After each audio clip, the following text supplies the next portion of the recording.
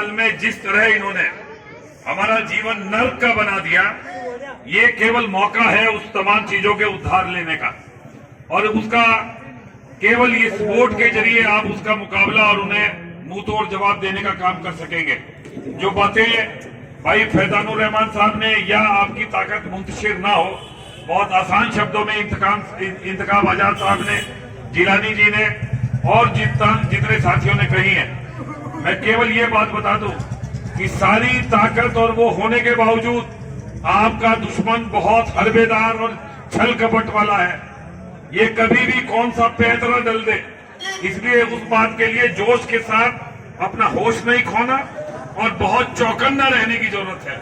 हमारे मोहल्लों में कौन आ रहा है, कौन जा रहा है, क्या कर रहा है, और बहुत सब्र के साथ 14 तारीख तक का सफर हमें तय करना है।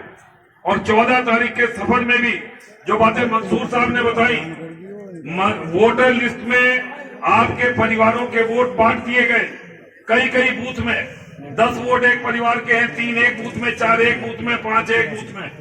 अगर आप उन्हें पहले से तहकीकात नहीं करेंगे, अपने वोट की हिफाजत खुद नहीं करेंगे, तो जो बात अभी अजीम भाई ने कही कि 12 बजे तक हम 50-60% वोट कर दें, वो वोट आप नहीं कर पाओगे।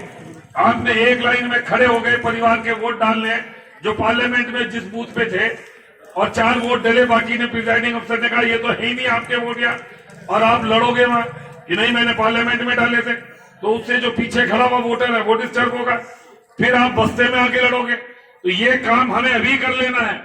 ये काम इम्तियाज भाई और ये सब तो आपके बीच में हम कोशिश करेंगे कि हम अगले आने वाले 3-4 दिन तक आपके घरों में पर्ची पहुंचा दें। पर अगर नहीं पहुंची किसी के यहाँ, और अगर कोई अपने वोट की हिफाजत खुद करने की बात करें, खुद आपके अंदर ये इच्छा होनी चाहिए। आप मोदी योगी को हराना चाहते हैं, नहीं हराना चाहते? हराना चाहते हैं। और हराना तभी हारेगा तभी जब वोट डलेगा। तो वोट हमारा कहाँ है ये मालूम करोगे, नहीं करोगे? तो ये मालूम करने के लिए अगर आपको थोड़ी सी मेहनत करनी पड़े, वोटर लिस्ट को देखना पड़े, और उसके साथ ये आपको पहले से ही अगर पता चल जाए, तो आपको उस दिन परेशानी नहीं होगी और आराम से आपका वोट डलने का काम होगा। इसमें आपकी वोटर लिस्ट में कौन सी ऐसी बहन है जिसकी शादी हो गई, उसका वोट है, तो उसे हमें बुलाना है। कौन सा ऐसा भाई है जिसने मकान बदल लिया, किराए पे कहीं और चला गया, उसे हमें बुलाना है। कोई ऐसा भाई है जो मजदूरी करने दूसरे बाहर कहीं चला गया, उसे हमें बुलाना है। तो ये एन वक्त पे तो आएंगे नहीं। अगर अभी से आपने निकाल लिया कि भाई एक वोटर लिस्ट में ये 20 आदमी है जो बाहर गए हुए हैं, तो उन 20 के रिश्तेदारों से कहोगे, उन्हें फोन करोगे, उन्हें यहाँ बुलाने का इंतजाम करोगे, तभी यहाँ आप आएंगे। और एक एक वोट आपको डालना है। तो अगर वोट नहीं होंगे तो ये बात, जो बात इम्तियाज और ये नौशाद हमारा बैठा और यहाँ के जितने हमारे साथी हैं, आप और दूसरे तरीके से डाल लो, परंतु अगर मौके पे आदमी मौजूद है तो वोट डालना बहुत आसान है, बजाय इसके कि हम बिना बात और दूसरी मेहनत में और दूसरे लोग और दूसरे तरीके से उसे रोकने की कोशिश करें।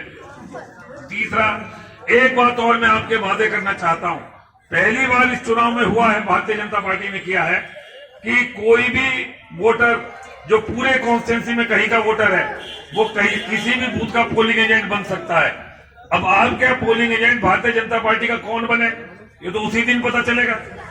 तो उस दिन जो भी हमारे लोग हैं वो बड़ी हिकमत अमली से काम लें, अनावश्यक झगड़ा ना करें, क्योंकि अगर आप झगड़ा करोगे तो वोट तो आप ही का डिस्टर्ब होगा। तो यहाँ अंदर भी मजबूत पोलिंग एजेंट बनाना है और बाहर भी चौकन्ना रहकर कि अंदर कुछ बात होती है तो उसे संभालने का काम करना है, उसे हिकमत अमली से प्यार से उस काम को, उस समय को निकालना है, पर अपने वोट को किसी भी रूप में डिस्टर्ब नहीं होने देना है।